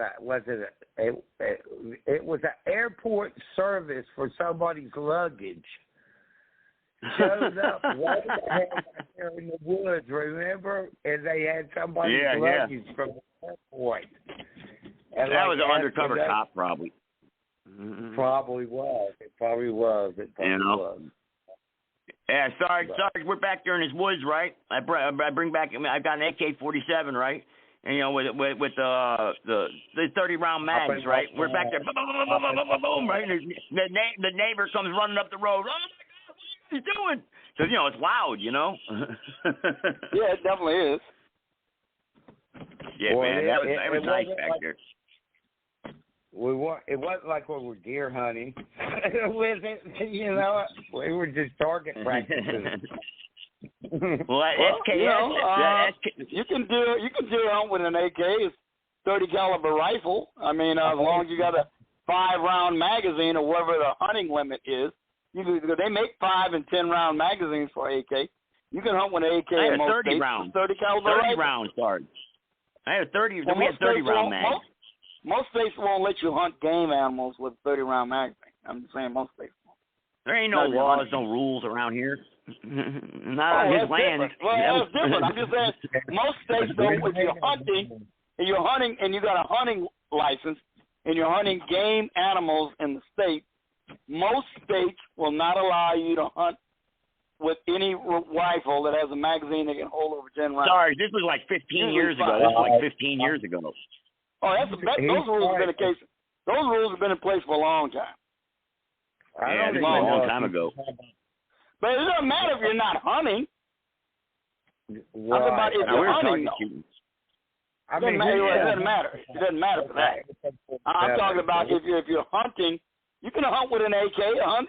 The cartridge is roughly comparable in power to a 30-30 Winchester, a little bit less, but something like a 30-30 Winchester, and that's a deer rifle. 30-30 is the best. A 30-30 Winchester, if you ask me, a lever action. I mean, it's not as powerful as that, but it's close enough. AK round ain't that powerful, but it's close enough. Well, I mean, you don't want to... Yeah, it's legal. Somebody asked you in the chat room if it was legal to shoot your gun off. Yeah, it's legal to shoot if you're on your land. If you're outside city limits, yeah. Well, I would advise you to. I would advise you for answering that question to look at what the laws say in your jurisdiction, because there's a whole patchwork of them. They're not the same. I guarantee. Where Joe's at, he's not in the city limits. So in the city limits, it's like a little bit different, right? Right? Well, yeah. Generally speaking, in an unincorporated area, generally speaking, you can improvise a range with a backstop. And you can shoot out there. But even then, it depends on the state. Some of these states are crazy. You got to make sure you know what the laws are in the state you're in. Well, in Florida, sorry. in Florida here where I'm at, if somebody's on your property, you can shoot them, but you're not supposed to shoot them in the back, I guess. You know, you got to shoot them in the front. If they're on your property, they don't have to be in your house. If they're just on your property. I would be careful with that. I wouldn't go with that either. You gotta be careful with that now. You can't shoot somebody for just being on your property. They got to be an imminent threat. You got to be able to articulate why you believe they were a threat.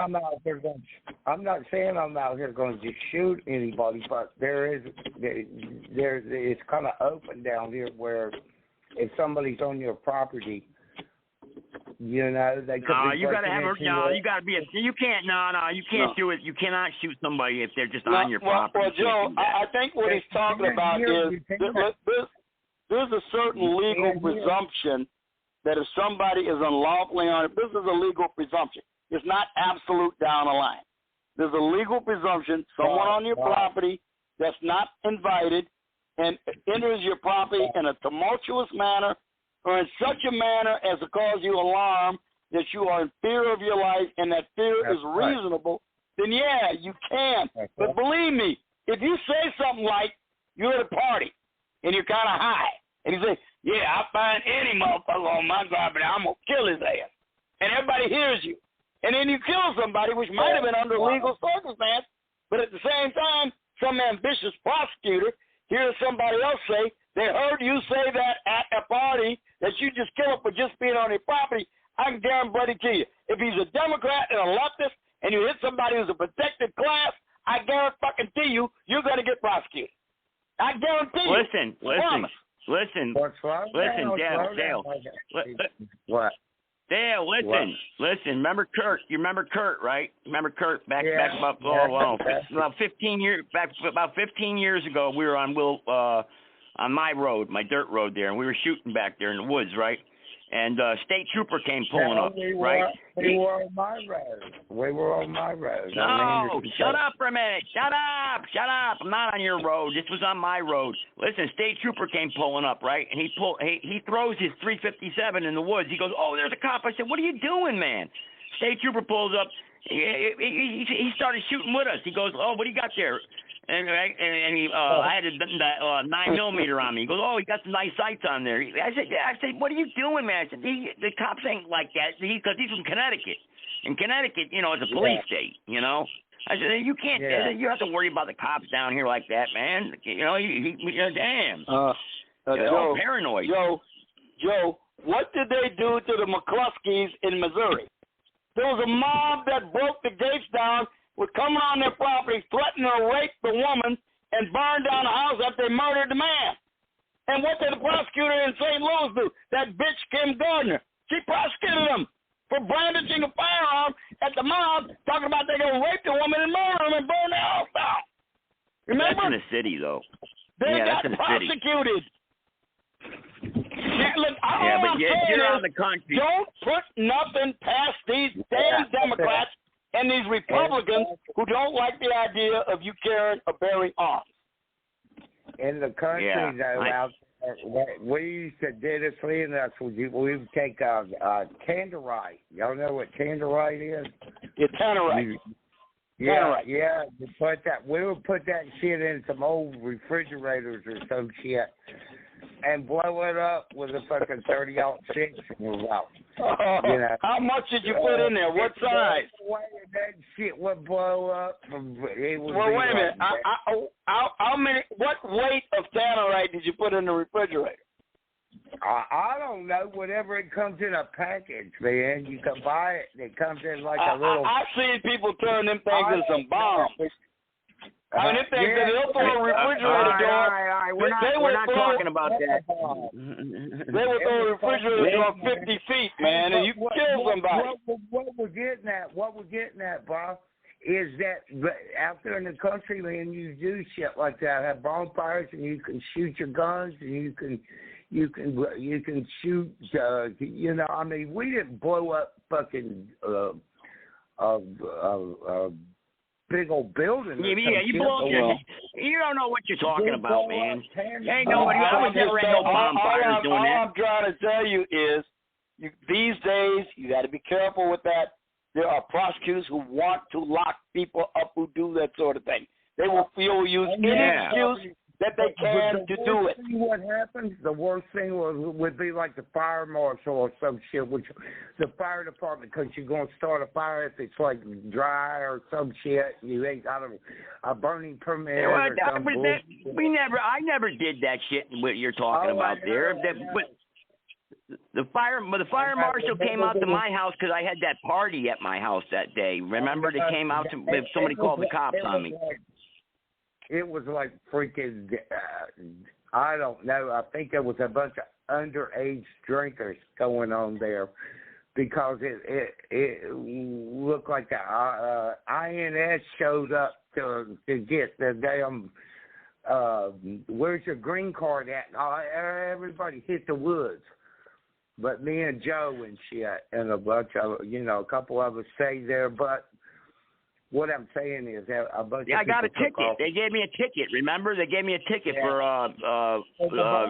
too much noise or something. Too loud, making too much noise or something. Out in the woods. We didn't get a permit for the burning of the fire. That's what it was. No, he didn't give me a ticket for that, man. Give me a ticket because it was loud, too much noise ordinance. Because I had a bunch of young kids there, and they were dancing on their car lids and acting stupid, and like some people down the road called the cops or whatever, the sheriff, and the sheriff came out. There were him stands on a beer keg or some shit. I don't know. That's it wasn't even my party. It was my sister's party, actually. So. I didn't care because I had a bunch of land up there. I had a bunch of land, we used to have parties. They used to have parties every weekend up there, So that's back 15, 18 years ago, man. I was a young kid back then. It was your house? I'm an old man now. It was my house, yeah. My land, yeah. But but anyway, back to the election here. Back to the Trump crap. So, hey, Dale, you vote? Did you vote yet? No. Why didn't you vote? Why aren't you voting? I don't know. For one thing, I don't. What do you mean you don't know? What do you mean you don't know? What do you mean you don't know? You got to vote, man. You got to go vote for Trump. Okay, what button do I need to hit now? Hit one to talk to you. So what goddamn button do I need to hit to vote? Hey! You can make it to the ABC store. You can make it to the polls. Oh, I can. Well, I don't fucking know, man. Goddamn. What my vote ain't. This is what I'm talking about, Sarge. This is what I'm talking about, guys. This is what I'm talking about. And this person has known me for 18 years. He knows that I'm a patriot. Now, why would you come on here and tell me you're not voting? You gotta be crazy, man. You gotta vote. I've never voted. I've never voted in my life. Oh my God. Make an exception this time around, will you? I know, man. The country needs you. The country needs you. And you're in Florida too. Oh man, we got some Florida people on here. American Statesman Sally's on here too. You don't want to hear that. She's down in Florida. Man, you gotta vote, man. Most people hate Trump down here. What? Where the hell are you at? Where the hell are you living at? In the projects? Where the hell are you living at?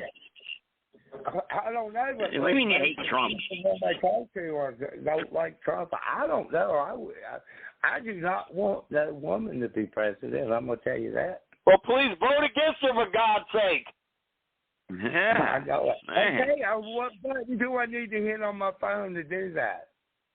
Well, you can't do it on your phone. You ain't got that yet. Man, you can get a ride to the polls, man. Somebody will pick you up and give you a ride to the polls. I'll leave from Georgia and give you a ride to the polls. And you gotta get to you gotta vote. Come on now. And all the preaching I've done, all the preaching. Now listen, tell these people how much preaching I used to preach about the New World Order to you guys in the truck when we'd be working all day. How many times I played a creature from Jekyll Island? Huh? Oh, how many times? I just, my vote ain't gonna matter. You remember when I used to play that all the time, the Creature from Jekyll Island? I remember these guys would get so mad at me. I would just play the Creature from Jekyll Island. I wouldn't play no music on the truck, on the work truck. I just put the Creature from Jekyll Island in all the time. Play the same thing over and over until they got it in their heads. I never knew where Jekyll Island was in South Carolina or nothing till you told me about that. And they did the Federal Reserve. They bounced that out in the fucking early 1900s. And Federal Reserve. You never even knew what the New World Order was. No. All right, listen, check this out. What woke you up? What woke you up? Trump's probably New World Order too. Yeah, but no, listen, what woke you up? What was it that woke you up? The videos I used to play. Tell me what videos woke you up. The biggest one was the one where all those coffins, those plastic coffins. The FEMA coffins. Yes, on when they have a civil war and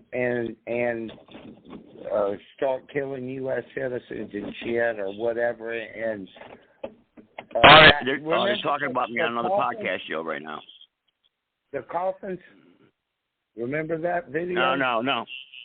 Yeah, about the FEMA coffins. Yeah, Rex 84 camps. I played those videos for you. Yeah. Yeah.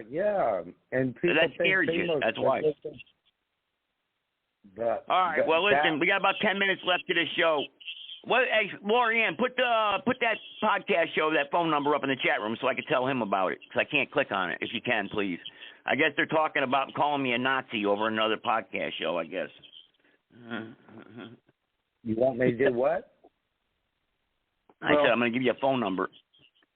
That's about the only card they got. That's about the only card they got to play these days is the Nazi card. So let them play it to the hill. I know. It's not going over. It's going over like a lead balloon in most places. Anyway. I know. Well, the problem though, Sarge. It's got about as much cash as calling somebody a racist these days. Yeah, but listen, Obama is calling black men racist for not voting for Kamala Harris. So what do you expect? I mean, this insult has lost its steam. Let's face it. Yeah, I know, but listen, but the problem is though, is that hurts. That when people do that, that it reflects back. I don't need the media, carrying on with that crap. You gotta just laugh about that shit, Joe, because they all gonna talk shit. I mean, you got a radio show, so they're just gonna talk shit. You gotta laugh about it. I mean, it's not true, right? So, of course it's not true. Listen, how many years? Hang on a second. So, all seriousness aside, you've known me for 18 years. Have you ever known me to be a neo-Nazi? No. All right then, thank you. You're just anti-government. All right, thank you. Joe, they prosecuted one of the most powerful men in the world in 5 different jurisdictions on the most absurd legal charges I've ever seen offered in any major legal cases in my entire life. So what do you expect? Yeah. They can do it against anybody. If they can do it against him, they can do it against anybody. Yeah. And not only are there all these charges, but they're absolutely ridiculous when you read them. Well, check this out, Sarge. This guy used to work for me, right? I used to hire anybody, right? Remember, I hired blacks, Mexicans. It didn't matter, right? As long as they worked good, No, it didn't. Color doesn't matter. The only color I see is green. Wait a minute. That's right. Do you think the truth? Wait a minute. Do you think the truth is the defense against any of these charges? They're not leveled at you to prove the truth of anything. They're leveled at you to delegitimate you and discredit you. Their purpose is not to tell the truth about it. Yeah. I mean, the point is it doesn't matter if you can show that you hired people on the basis of their aptitude and their abilities. It doesn't matter. Yeah, but you're going to make sure that you're accused of being a Nazi. That's all that matters. It doesn't matter what the truth is. I know. Hey, listen. All right, listen. At the end here, since it's election time, we'll play some Trump here at the end, all right? Play the Trump speech. All right, everybody, God bless the Republic. Years from now, some of them may look back and ask themselves whether they've made the right choice, whether they've made the most of the opportunities they've been given.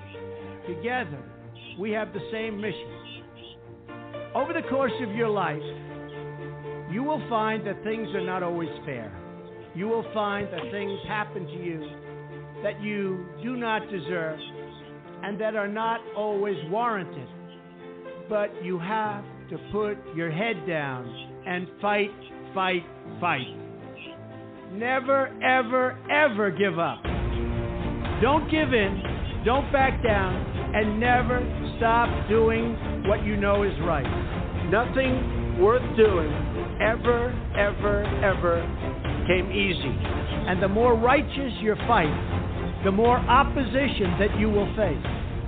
In your hearts are inscribed the values of service, sacrifice, and devotion. Now you must go forth into the world and turn your hopes and dreams into action. America has always been the land of dreams because America is a nation of true believers. When the Pilgrims landed at Plymouth, they prayed. When the founders wrote the Declaration of Independence, they invoked our Creator 4 times. Because in America, we don't worship government, we worship God. It is why our currency proudly declares, "In God we trust." And it's why we proudly proclaim that we are one nation under God. The story of America is the story of an adventure that began with deep faith, big dreams, and humble beginnings. The next generation of American leaders never, ever give up. There'll be times in your life you'll want to quit. Never quit. Never stop fighting for what you believe in and for the people who care about you. Carry yourself with dignity and pride. Demand the best from yourself. The more people tell you it's not possible, that it can't be done, the more you should be absolutely determined to prove them wrong. Treat the word impossible as nothing more than motivation. Relish the opportunity to be an outsider. The more that a broken system tells you that you're wrong, the more certain you should be that you must keep pushing ahead. You must keep pushing forward. And always have the courage to be yourself. America is better when people put their faith into action. Pray to God and follow His teachings. Today, each of you begins a new chapter as well. When your story goes from here, it will be defined by your vision, your perseverance, and your grit. You will build a future where we have the courage to chase our dreams no matter what the cynics and the doubters have to say. You will have the confidence to speak the hopes in your hearts and to express the love that stirs your souls. As long as you have pride in your beliefs, courage in your convictions, and faith in God, then you will not fail. As long as America remains true to its values, loyal to its citizens, and devoted to its Creator, then our best days are yet to come.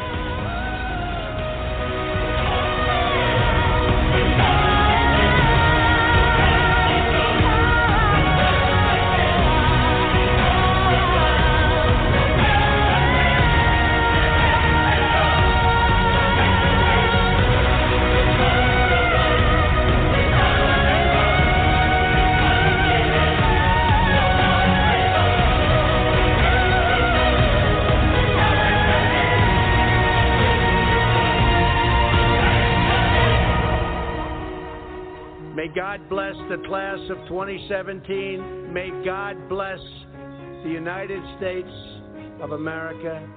And I just want to let you know that God blesses you. And I want to just say, you are special in every way. God bless you, and God bless America. Thank you very much. Thank you. Thank you very much. All right, there you have it. There's Trump, everybody. God bless the Republic. Take care. Be safe.